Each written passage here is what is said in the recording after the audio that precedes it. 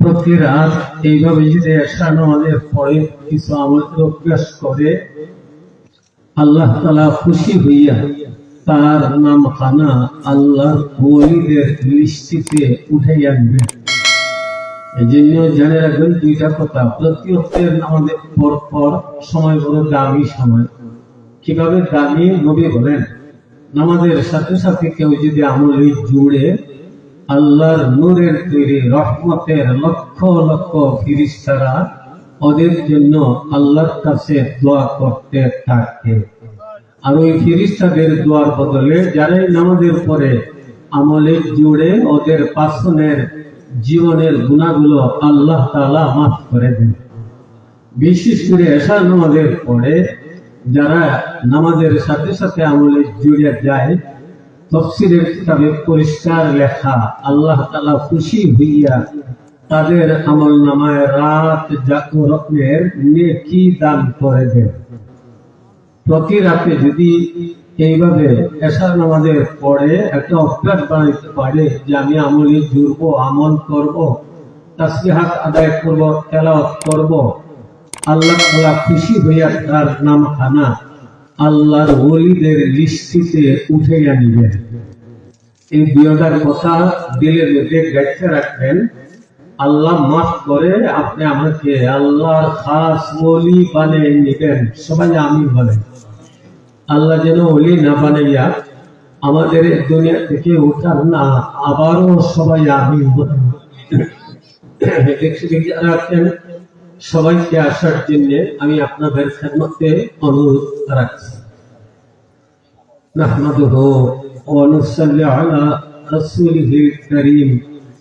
আম্মা বা'দু ফাআউযু বিল্লাহি মিনাশ শাইতানির রাজীম। বিসমিল্লাহির রাহমানির রাহিম। ইয়া আইয়ুহান নাসু কুলু মিম্মা রাযাকনাকুম মিনাত তাইয়্যিবাত ওয়াশকুরু লাহু। আল-আয়াত। আল্লাহুম্মা সাল্লি আলা সাইয়্যিদিনা মাওলানা মুহাম্মদ ওয়া আলা আলিহি ওয়া আসহাবিহি ওয়া বারিক ওয়া সাল্লিম। ইয়া রাব্বি সাল্লি ওয়া সাল্লিম দাইমান আবাদা আলা হাবিবিকা খায়রিল খালকি কুল্লিহিম।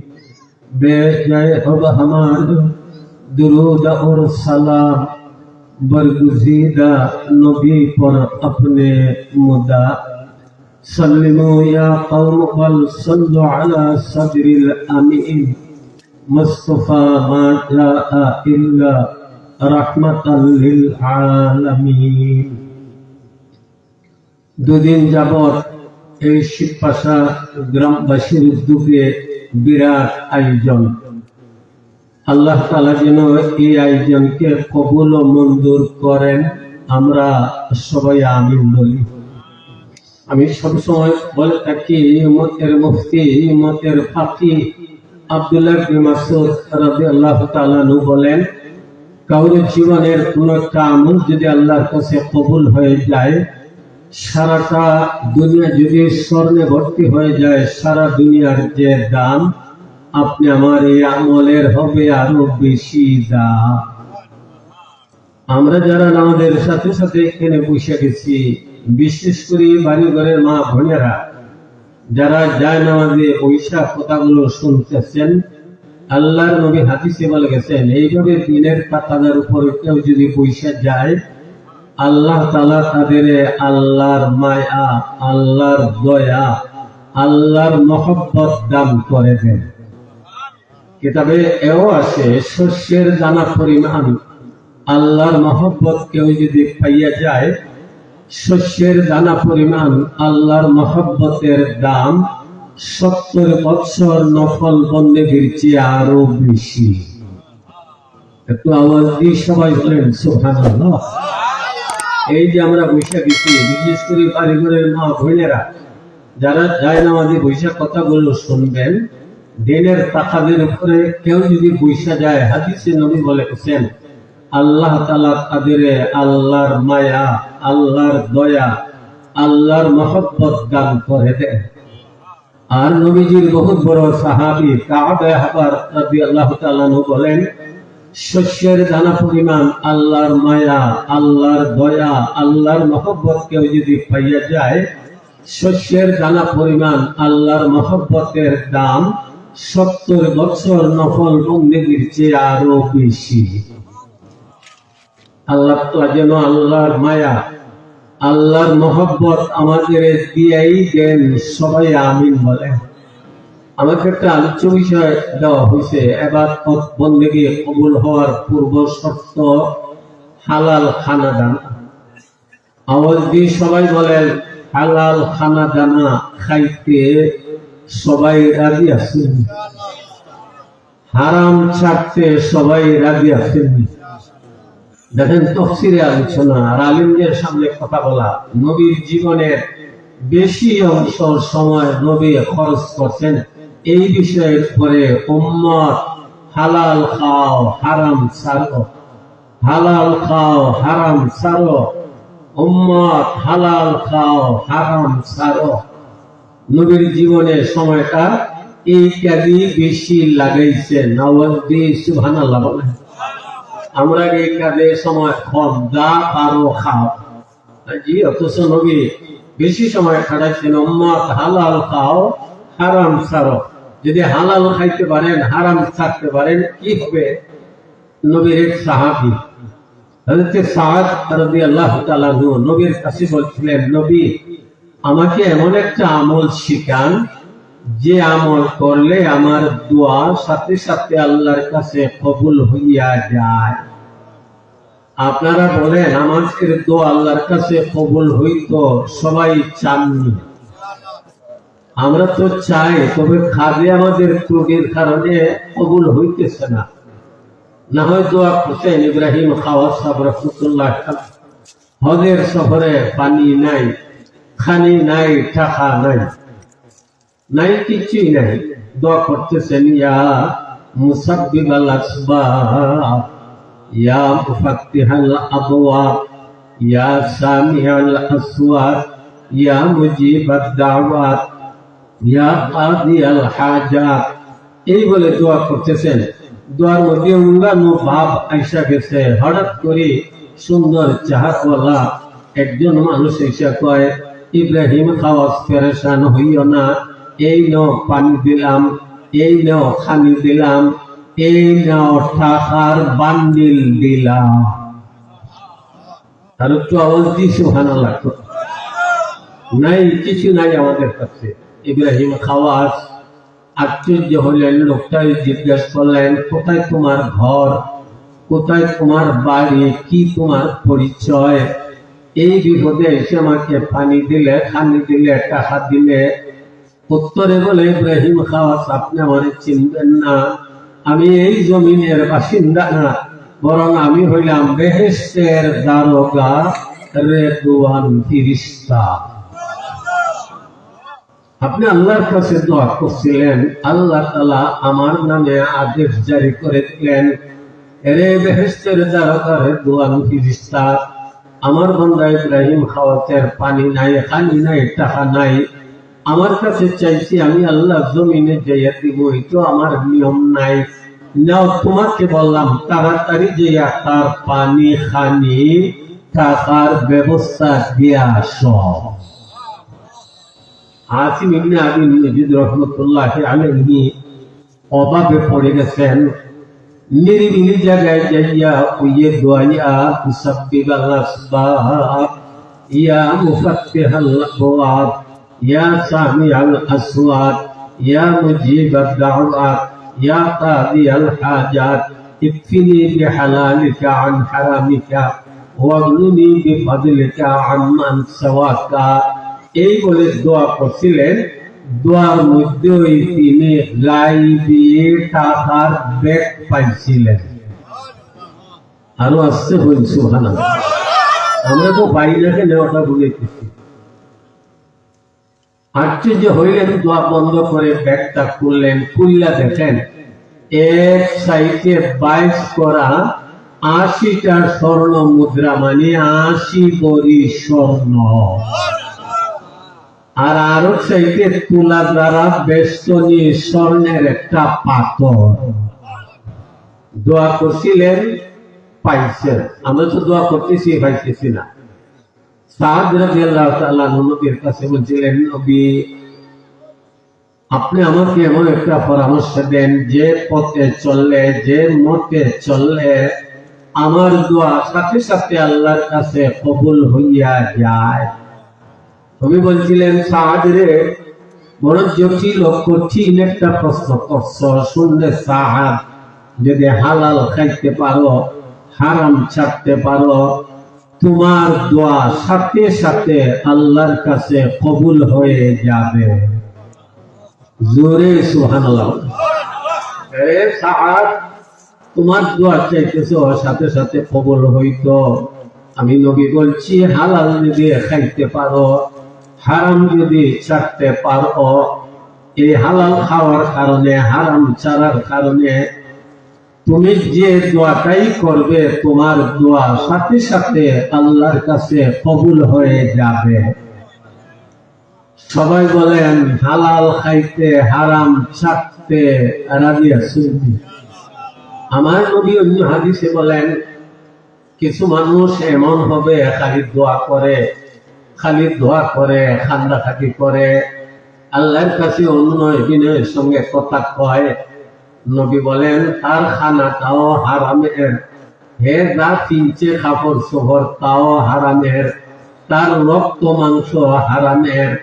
নবী বলেন, হারামের কাপড় কিনা, হারামের খানা দানা খাইয়া যতই দোয়া করে না কেন, তার দোয়া আল্লাহর কাছে কবুল হবে না। হালাল খাইয়া, হারাম চাইরা, হালাল কিনলে সে যদি আল্লাহর কাছে দোয়া করে, দোয়া করতে দেরি হবে, আল্লাহ তার দোয়া কবুল করে, তার ফল দেখাইতে দেরি হবে না। আহমদ ইবনে হাম্বল সাহেব রাহমাতুল্লাহি আলাইহি, আপনারা জানেন, যিনি 100 বার আল্লাহ তাআলারে স্বপ্নে দেখছিলেন। আপনাদের সুবহানাল্লাহ বোঝা যায়, আমি কম কইছি, আপনারা আরো বেশি দেখছেন। আরো জোরে সুবহানাল্লাহ। 100 বার আল্লাহ তাআলারে স্বপ্নে দেখছিলেন। যে আহমদ ইবনে হাম্বলের মরণের পর ওনার নামাজে জানাজায় 25 লাখ মানুষ শরীক হয়েছিল। শুধু নামাজে জানাজার দৃশ্যটা দেখে 20,000 ইহুদ নাসারারা কালিমা পড়ে মুসলমান হয়েছিল। জালিম বাদশা জেলে রাখছিল, বেত্রাঘাত করছিল, বেতের আঘাতে ওনার পায়জামার ফিতা খুলিয়া গেছে। উনি দোয়া করছিলেন, আল্লাহ আমাকে জেলে রাখছে, আমাকে শাস্তি দিতেছে, কোনো দুঃখ নাই, আমার পায়জামার ফিতা খুলিয়া গেছে, মানুষ যেন আমার লজ্জাস্থান দেখে না। যারা দর্শক ছিল তারা দেখছে, গাইবি কুদরতি দুইটা হাত আইসা পায়জামার ফিতা বাঁধিয়া দিচ্ছে। দুপুরের রুদ্রতে ওনাকে কষ্ট দেওয়া হয়েছিল, উটের পিঠে উঠাইয়া উনি মুসমুসাইয়া হাসেন। পরবর্তীতে যারা মতের বক্তরা, এরা বলছিল, আমরা খান্দি, আপনারে দুপুরের রুদ্রের মধ্যে উটের পিঠে উঠাইয়া কষ্ট দিতেছে, আপনি যে হাসছিলেন। আহমদ ইবনে হাম্বল বলছিলেন, আমি যা দেখছি ওরা দেখছ না, আমি দেখলাম আমাকে যখন উটের পিঠে উঠাইয়া কষ্ট দেওয়া হইতেছে, আমার আগে আগে নবী মুহাম্মাদুর রাসূলুল্লাহ সাল্লাল্লাহু আলাইহি ওয়াসাল্লাম বেহেশতের একটা উটের পিঠে সওয়ার হইয়া আমার আগে আগে গেছিলেন। আর বলছিলেন, আহমদ ইবনে হাম্বল সত্যির উপর আছো, এই অবস্থায় যদি মরণ হয়, পরকালে আমি নবীর সাথী হইয়া বেহেশতে চলিয়া যাইবা। মূল কারণ কি? আল্লাহর তো মকবুল হওয়ার মূল কারণ হালাল খানা দানা।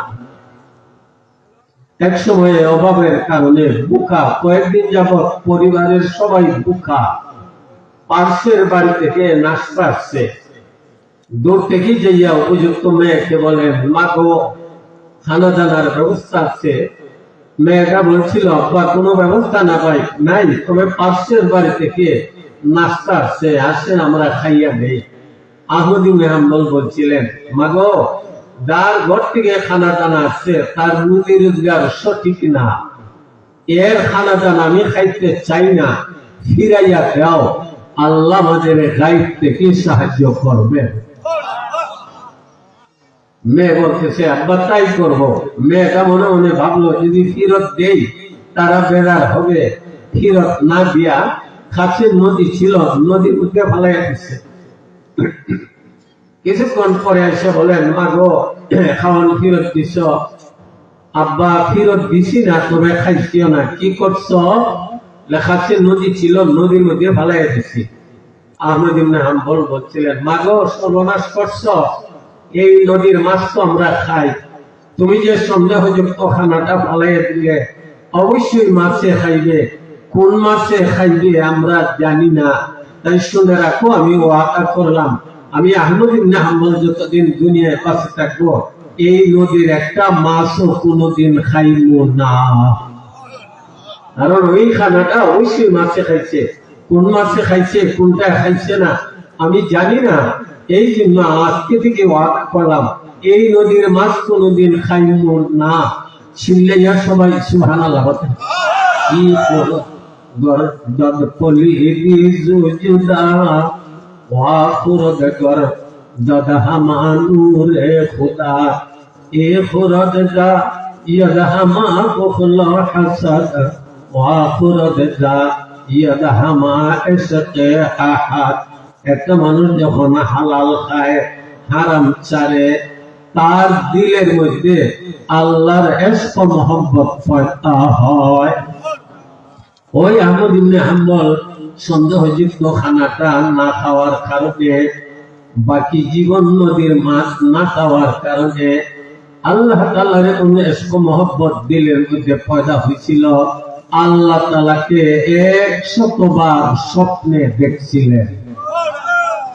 আমি বুঝতে পারলাম আমি যদি হালাল খাইতে পারি আমার দোয়া আল্লাহর কাছে কবুল হবে, আল্লাহ তাআলা আমাকে ইবাদত বন্দেগীর তৌফিক দিবেন।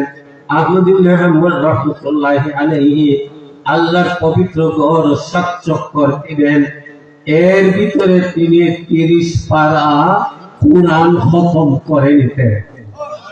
আহমদ ইবনে হাম্বল রাহমাতুল্লাহি আলাইহি হালাল খানা দানা খাওয়ার কারণে আল্লাহ তাআলা এমন তৌফিক দিছিলেন, রোজানা প্রতিদিন তিনি 300 রাকাত নফল নামাজ পড়তেন।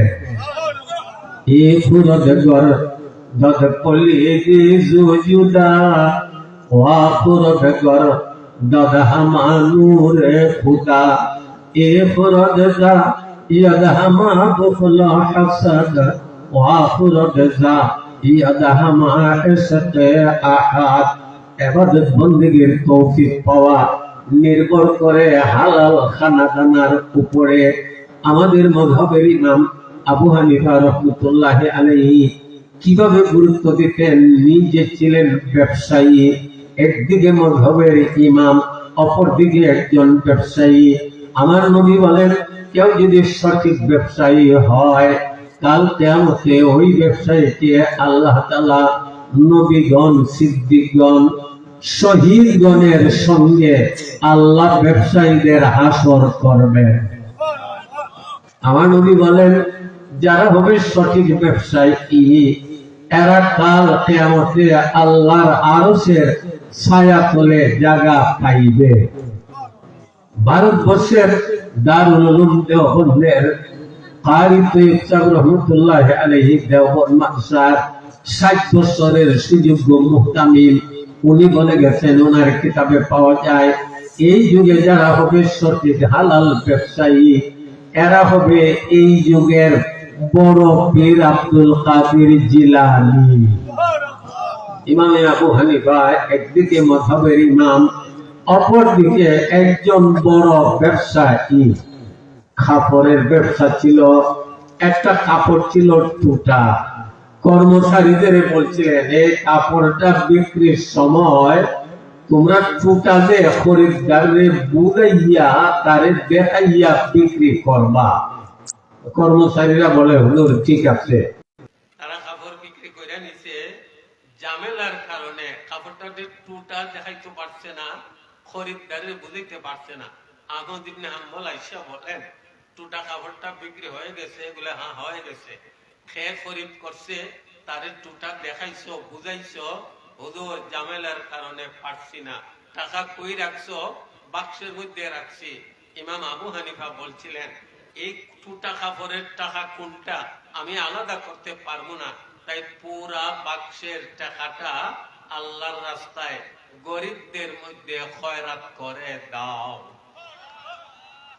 এই তাকওয়া পরহেজগারির কারণে ইমামে আবু হানিফা রাহমাতুল্লাহ আলাইহি 99 বার আল্লাহ তাআলারে স্বপ্নে দেখছিলেন। আরো জোরে করে বাঁচো। বড় একটা কঠিন সাবজেক্ট আমাকে দিচ্ছেন, এটা মানুষ বুঝতেই রাখি না। এই তাকওয়া পরহেজগারির কারণে ইমামে আবু হানিফা 40 বছর পর্যন্ত এশার ওযুর তারা ফজরের নামাজ পড়ছিলেন।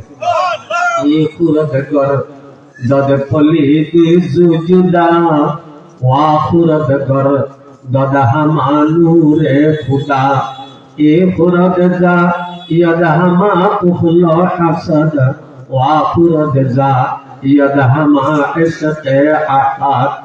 এই তাকওয়া পরহেজগারির কারণে ইমামে আবু হানিফা রাহমাতুল্লাহ আলাইহি 55 বার হজ করছিলেন।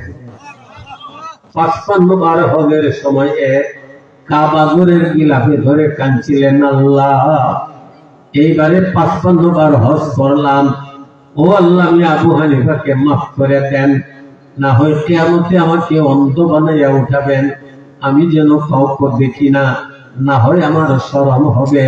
গাইবি আওয়াজ আসছিল, এই আবু হানিফা আল্লাহ শুধু তোমাকে মাফ করেন নাই, বরং কিয়ামত পর্যন্ত আনেওয়ালা তুমি আবু হানিফার মযহবের হানফি মযহবের সঠিক অনুসারে যারা হবে তোমার খাতিরে আল্লাহ তাদেরও মাফ করে দিবে। কি বুঝতে পারলাম?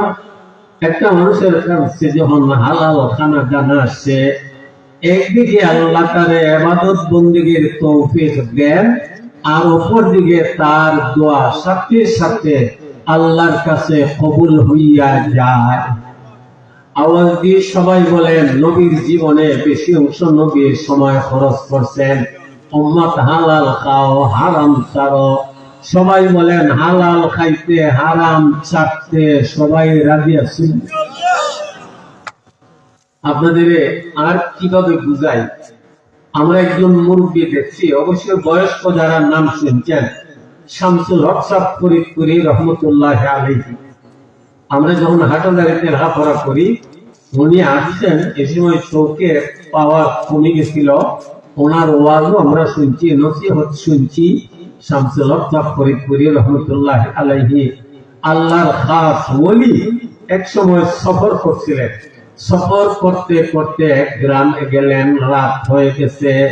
উনি জানলেন এই গ্রামে ওনার একজন মুরিদ আছে, মুরিদের বাড়িতে গেলেন রাত কাটাইবেন। যাইয়া দেখেন মুরিদ বাড়িতে না, কই গেছে? বলে পাহাড়ে গেছিল লাকড়ি আনার জন্য, লাকড়ি বিক্রি করে হাত বাঁধার পরে আসবে, খানা দানা পাক হবে, আমরা সবাই খাইমু। এখনো তিনি আসছেন নাই, উনি ভাঙ্গা করে আছেন। এর মধ্যে সন্ধ্যা বাদে ওই মুরিদ গেছে পাহাড় থেকে লাকড়ি আনিয়া বিক্রি করে পুরা কিছু সামানা খরিদ করে আনিয়া বউরে বলো পাক করো। বউ বলে আপনার পীর সাহেব শামসুল হক ফরিদপুরি সাহেব আইছেন, বলে ভালো করে পাক করো, পীর সাহেব খানা দানা খাইয়া সারলে আমরা খাইমু, না হয় আমরা উপবাস থাকবো। খানা দানা পাক হইছে, এরপরে ওনার সামনে রাখা হয়েছে। উনি খানা দানার দিকে চাইয়া দেখেন খানার মধ্যে যেন নূর চমকিতেছে। হালালের পাওয়ার দেখেন। আজকে তো খাস করতে আমরা শরম লাগে, খাস করতে আমরা শরম লাগে, বিশেষ করে আমার চাওয়াল দেখে লিবা চাওয়ালদের বেশি শরম লাগে। কাম করতাম আমি মরিসাব মানুষ, কাসিম নানকি রহমতুল্লাহ আলাইহি দারুল উলুম দেওবন্দের দায়িত্বশীল, যেখানে দারুল উলুম দেওবন্দের এরিয়া তারা দিছিলেন, নবী স্বপনে ওনাকে বলছিলেন, এই তোমাদের এরিয়া সঠিক হয়েছে না, আমি নবী এরিয়া দিলাম। স্বপনে নবীজি লাঠি মোবারক দ্বারা দাগ দিলেন। এই দাগ আজও একটা সিস্টেমে রাখা হয়েছে। এখানে যদি কেউ বইয়া কিতাব খুলিয়া পড়ে, কিতাবের এলিম আল্লাহ তারে দান করে দেয়। আমরা যে মন্দিরে গেছি ওই জায়গায় বইয়া আইছি আপনাদের দোয়ায়। তাসিম নানকি রহমতুল্লাহ বর্ষা কেমনে চালাইবেন, পরিবার কেমনে চালাইবেন, দৈনন্দিন কাজ করতেন, কাজ কইরা লাকড়ি গাছ ওগুলো বিক্রি করে পরিবার চালাইতেন, মাদ্রাসায় চাঁদা দিতেন। দেওবন্দ মাদ্রাসার পাশে রেল স্টেশন, একটু দূরে।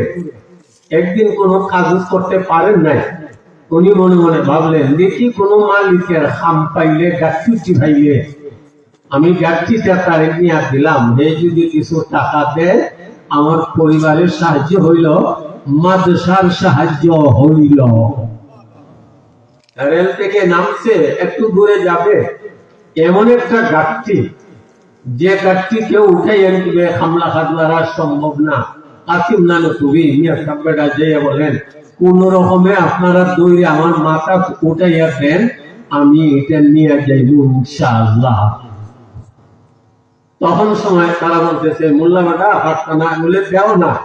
কয়েকজন মিল্লা মাথার মধ্যে গাছটিটা দেওয়া হয়েছে। এরপরে উনি খুশি দৌড়ে চলতেছেন। সুবহানাল্লাহ বলে মালিক, যে গাছটিওয়ালা মালিক, কই মোল্লা বেটা গাছটিলে এখানে যাইব, সে দেখতেছে গাছটিটা যেন মাথার আঘাত উপরে খেয়ে টান দিয়ে উঠাইয়া রাখছে। এই গাছটির মধ্যে ছিল বাড়ি বাড়ি গোলা বারুদ, অস্ত্র শস্ত্র। যে গাছটিওয়ালা সে হইল ব্রিটিশের গোয়েন্দা। আইসে যে অবর্মানসার দেখত, যদি তার বালা না লাগে গোলা বারুদ বিল কইরা মাদ্রাসারে ধ্বংস করত।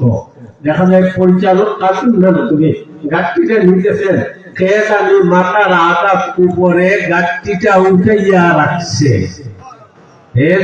মাদ্রাসা ভাঙতো, কি দেখলাম রে, কি অবস্থা। মাদ্রাসা ভাঙতাম, যাইয়া মাদ্রাসা পরিদর্শন করলো, ছেলেরা তেলাওয়াত করে, বিক্রি করে, আল্লাহর কাছে খান্নাখাটি করে, পয়সা তো দিছে। ওই সাথে সাথে কাসিম নানকির কাছে মাপ চাইয়া সে কালিমা পড়ে মুসলমান হয়ে গেছে।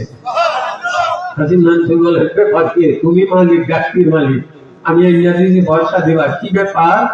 আমি ব্রিটিশের গোয়েন্দা, আমাকে পাঠাচ্ছে মাদ্রাসা ধ্বংস করার জন্য। আপনার আমার গাছটি যে আপনি আনছেন, এই গাছটি আপনার আনার কথা না, কয়েকজনে মিলে আনতে হবে। আমি দেখছি আপনার মাথার উপরে আঘাত উপরে কে উঠে রাখছে, বুঝতে পারলাম আপনি হক, আপনি আল্লাহর খাস ওলি, এই জন্য আমি আপনার হাত ধরে কালিমা পড়ে মুসলমান হয়ে গেলাম। মেরে মাহতারাম, শামসুল হক সাহেব ফরিদপুরি রহমতুল্লাহ আলাইহি মুরিদের বাড়িতে, মুরিদ গেছে বাজার থেকে লাকড়ি আনিয়া বিক্রি করে, তোরা খাওয়ানোর আয়োজন কইরা জানছে পীর সাহেব আসছেন, পীর সাহেবের সামনে রাখা হয়েছে। পীর সাহেবে খাইয়া থাকলে আমরা খাইমু, না উপাস থাকবো। আপনারা যা ভাববেন না যে শামসুল হক ফরিদপুরি না জানি কত খাইতেন। উনি খানার দিকে চাইয়া দেখেন, খানার মধ্যে যেন নূর চমকিতেছে। বিসমিল্লাহির রহমানির রহিম বলে খানা জানা শুরু করছেন, পুরা খানা ওই খাইয়া দিচ্ছেন। খানা আবার বেশি নাই, মনে মনে ভাবলেন খানা খাই বড় স্বাদ লাগে, মজা লাগে। খাইছেন, খানা জানা খাইয়া ঘুমাইছেন। মুড়ি আর মুড়ি তিনি তারা দুইজন উপবাস। রাত্রে ঘুমানোর কিছুক্ষণ পরে স্বপ্নে দেখেন নবী মুহাম্মদুর রাসূলুল্লাহ সাল্লাল্লাহু আলাইহি ওয়াসাল্লাম। স্বপ্নে বলতেছেন, হে শামসুল হক ফরিদপুরি, ঘুমাইও না, উঠো, আমি নবী তোমাকে বুখারী শরীফ পড়াইতাম। শামসুল হক ফরিদপুরি সারা রাত স্বপ্ন যুগে, এরা বুঝেন না যে নবী হাজির নাজির আইসেন, স্বপ্ন যুগে নবীজির সামনে বইয়া বুখারী শরীফ পড়ছিলেন। সুবহানাল্লাহ। পরের দিন শামসুল হক ফরিদপুরি মনে মনে ভাবলেন, যাইতাম না, আর একটা রাত থেকে দেখি।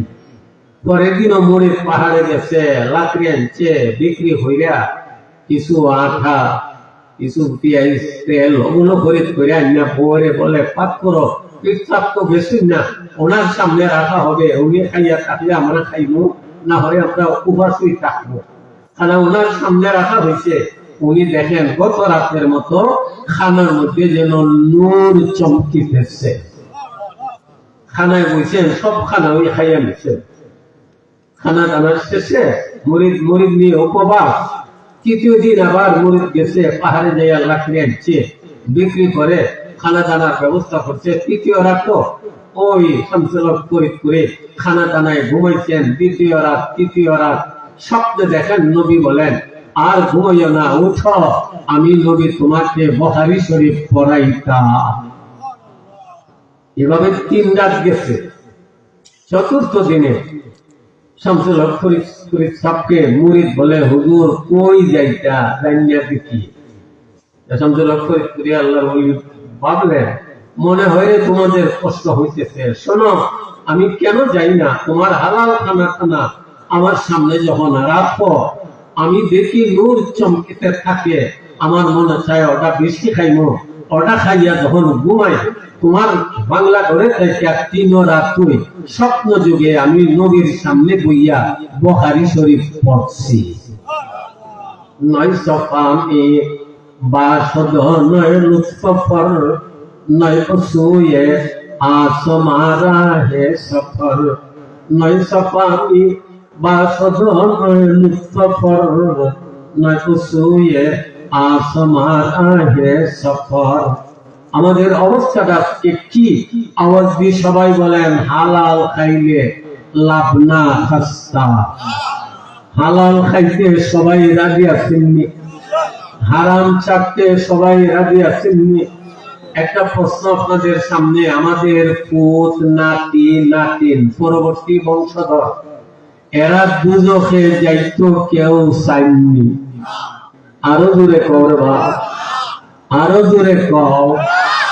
আল্লাহর নবী হাদিসে বলে গেছেন, হারাম জানার পর হারাম উপার্জন করে নিজে যদি খায়, ছেলে মেয়ে নাতি নকশায় এর জন্য যদি রাখিয়া যায়, একটা মার্কেট করছে, জমিন খরিদ করছে, ঘর বানাইছে হারামের টাকা দ্বারা, আমার নবী বলেন হারামের রুজি রোজগারের দ্বারা ছেলে মেয়ে নাতি নকশার জন্য যদি কেউ রাখিয়া যায়, সে যেন নিজ হাতে ওই ছেলে মেয়ে নাতি নকশাদের দুজখে যাওয়ার ব্যবস্থা দেয়া গেল। নাউজুবিল্লাহ বলেন। আমরা তো বুঝতেছি, তার জন্য মার্কেট রেখে গেলাম, জমিন কিনে গেলাম, বাড়ি বানিয়ে গেলাম। নবী বলেন, হারাম জানার পরে যদি হারামের উপার্জনের দ্বারা জমি জমা খরিদ করে মার্কেট কইরা জায়গা ভাষা রেখে এদের দিয়ে যাও, তুমি যেন তাদের দুজখে যাওয়ার ব্যবস্থা দিয়া গেলা। এই জন্যই হালালের ছাত্রীয় বালা হারামের ফুলাও থেকে দূরে কন্ডা দিয়া শুননি। আমি হালাল খাইমু, হারাম ছাড়বো। আহমদ ইবনে হাম্বল রহমতুল্লাহ আলাইহির বাড়িতে ইমামে শাফি রহমতুল্লাহ আলাইহি মেহমান হইলেন। খানা দানা সামনে রাখা হয়েছে, অজুর পানি রাখা হয়েছে। মেয়ে একটা উপযুক্ত, ইমাম সাহেব আসছেন, আরো ইমাম সাহেবের বাড়ি, উপযুক্ত মেয়ে মনে মনে ভাবতেছে, অজুর পানি রাখি, শেষ রাত্রে তাহাজ্জুদ পড়বেন, অজুর পানি রাখি, অজু করবেন, তাহাজ্জুদ পড়বেন। খানা দানা সামনে রাখছে, দেখা যায় খানা দানা যা রাখছে সামনে সব খানাই তিনি খাইয়ে দিচ্ছেন। উপযুক্ত মেয়ের প্রশ্ন, আব্বা একজন ইমাম সাহেব, আরো ইমাম আছে আব্বার বাড়িতে, ইমামরা কি এত বেশি খায়, আলিমরা কি এত বেশি খায়, এত বেশি তিনি খাইলেন? বুঝলাম না ব্যাপারটা। খানা দানা খাইছেন, মেয়েটার মনে খালি একটা চিন্তার প্রশ্ন। খানা দানা খাওয়ার পরে দেখা যায় উনি বিছানায় ঘুমাই গেছেন। মেয়েটা কই ঘুমাইতাম না, দেখি টানি তখন শেষ রাত্রে উঠে নিয়ে তাহাজ্জুদ পড়েন। দেখা যায় সারা রাত ঘুমাইছেন, তাহাজ্জুদও পড়ছেন না, না পড়লে বদনার পানি পুরোই রইয়া গেছে, অজু না কইরা অজু ছাড়া ওই ফজরের নামাজ পড়িয়া নিছেন। মেয়েটার মন শান্তি দিতে পারে না, প্রশ্ন লেখছে 3টা, হুজুর ইমাম হইয়া আলিম হইয়া এত বেশি খাইয়া আমার বুঝে পড়লো না। 2 নম্বরে খাইছো, বেশি খাইলে তো ঘুম বেশি হয়, ওই সারা রাত ঘুমাইলা, তাহাজ্জুদ কেনে পড়লা না? বুঝলাম তাহাজ্জুদ পড়লা না, ঘুমাইলে তো ওযু থাকে না, বদনার পানি ঠিকই আছে, ওযু ছাড়া কেমনে ফজরের নামাজ পড়লা? প্রশ্ন 3টা, বুঝছেন নি? 1 নম্বরে এত বেশি কেন খাইলা? 2 নম্বরে খালি ঘুমাইলা, তাহাজ্জুদ পড়লা না। আরে আল্লাহর ওলিরা তো তাহাজ্জুদ পড়ে, আপনি যে পড়লা না, আবার ঘুমাইলে ওযু যায়, আপনি কি ওযুও পড়লা না, আবার ফজর পড়িয়া নিলা, আমার বুঝে আসছে না। উত্তরে ইমাম সাহেব উত্তর দিলেন, মাগো তোমার আব্বার খানা দানা আমি হালাল দেখলাম, নূর চমকিতেছে, এই জন্য আমি ইচ্ছা করিয়া বেশি খাইলাম। এখন মা, তোমার আব্বার হালাল খানা দানা খাওয়ার কারণে আল্লাহ তাআলা আমার অন্তরে, আমার দিলে, আমার শরীরে এমন একটা শক্তি দান করছেন। তুমি দেখছো আমি বিছানায় ঘুমাইয়া আছি, আসলে ঘুমাইছি না, কোরআনের একটা আয়াতের উপর চিন্তা করে 100 মাসআলা বাহির করছি। যেহেতু আমি ঘুমাইছি না, সারা রাত আয়াতের উপর চিন্তা করে মাসআলা বাহির করছি। আমি যে এশার নামাজ পড়ছিলাম, যে ওযুর দ্বারা এই ওযু হইয়া গেছে, এশার ওযুর দ্বারা ওই ফজরের নামাজ পড়ছি। চৌশিক মোরা পাকে দারে আজহারাম, মর্দে ইমা দারে বাসি ওয়াসসালাম। আপনি যদি পেটটারে হারাম থেকে বাঁচাইতে পারেন, আল্লাহ পরিপূর্ণ ঈমান দিয়া এবং দুনিয়ার জীবনে শান্তি দিয়া আল্লাহ আপনার জন্য আরামের ব্যবস্থা করে দিবেন। হরকে বাতিল আজহারা আসপাকে নে, রোহে পুরা রাহসুয়ে আখলাকে নে। কোন মানুষ যদি তার পেটটারে হারাম থেকে বাঁচাইতে না পারে, তার আত্মাটা সংশোধন হবে না, তার আত্মায় ইলমে মারিফতের পথ পাবে না, আখিরাতের সোজা পথ থেকে ভুলে থাকবে। এই জন্য নবীর জীবনে বেশি অংশ সময় নবীজি খরচ করছেন, উম্মত হালাল খাও হারাম ছাড়ো, হালাল খাও হারাম ছাড়ো। আওয়াজ দিয়ে সবাই বলেন, হালাল খাইতে হারাম ছাড়তে সবাই রাজি আছেননি? শেষ একটা ঘটনা, ফেরম এলাকায় বসবাস করতেছে স্বামী স্ত্রী, ছেলে মেয়ে নিয়া। বউবিটি বলতেছে, স্বামী ঘরে তো কিছু নাই, বাহিরে যান, রুজি রোজগারের ব্যবস্থা হয় কিনা দেখেন। সারাদিন স্বামী ঘুরলো, ও রুজি রোজগারের কোনো ব্যবস্থা পাইল না। বিকালের দিকে বাড়ির দিকে ফিরে আসবে, এক জায়গায় দেখা যায় রাস্তায় পড়ে আছে 1000 আশরফির বান্ডিল। 1000 আশরফির বান্ডিল মানে 1000 বড়ি স্বর্ণ পড়ে আছে। লোকটা মনে মনে ভাবতেছে, কে এটারে উঠাইয়া নেয়া খেয়ালত করবে, আমি উঠাই, মশালা দেখবো, শরীয়তে যদি কয় খাওয়ার যায় যাচ্ছে, আমরা যেহেতু গরিব খাইলাম, না হয় আমি ফিরত দিব, অন্তত হেফাজত করি। বাড়িতে গেছে, বউটি জিজ্ঞেস করে, স্বামী কি খবর খবর? অধিকাংশ মেয়েদের উপর ভিত্তি করে পুরুষ নেক হওয়া, মেয়েদের উপর ভিত্তি করে নিয়ে গেছে। তিনি বলতেছে, খাস পাইছেন? না খাস পাইছি না। তাহলে কি নিয়ে আইছ? বলে এইভাবে হেরম এলাকায় একটা বান্ডিল টাকার পাইছি, ওটা নিয়ে আসি। বউ বেটি বলতেছে, আমার মাসালা জানাচ্ছে, আমি উস্তাদের কাছে পড়ছি, হেরম এলাকার কোন কিছু ওটাই আনিয়া খাওয়াটা যায় না। স্বামী তাড়াতাড়ি যেখান থেকে আনছেন উঠাইয়া এখানে ফেরত দেন, আল্লাহ আমাদের খানা দানার ব্যবস্থা করে দিবে। হালাল পথে চলতে বুঝতে মানুষ রাজি না, কিন্তু হালাল পথে চলেন, আল্লাহ কিভাবে সাহায্য করেন বুঝলেন। স্বামী বলতেছে, ঠিক আছে আমিও তুই চাই। গেছে ফেরত দেওয়ার জন্য, দেখে একজন মানুষ দাঁড়ায় আছে। এই লোকে বলতেছে, কি এখানে দাঁড়ায় আছো, টাকা হারাইছো? বলে, হ্যাঁ টাকা হারাইছি। তুমি পাইছো? বলে, আমি পাইছি। আপনার বর্ণনা দেন। বর্ণনা দিছে, টাকায় মিল খাইছে। যে পাইছিল সে বলতেছে, নেন আপনার টাকার বান্ডিল ফেরত দিলাম।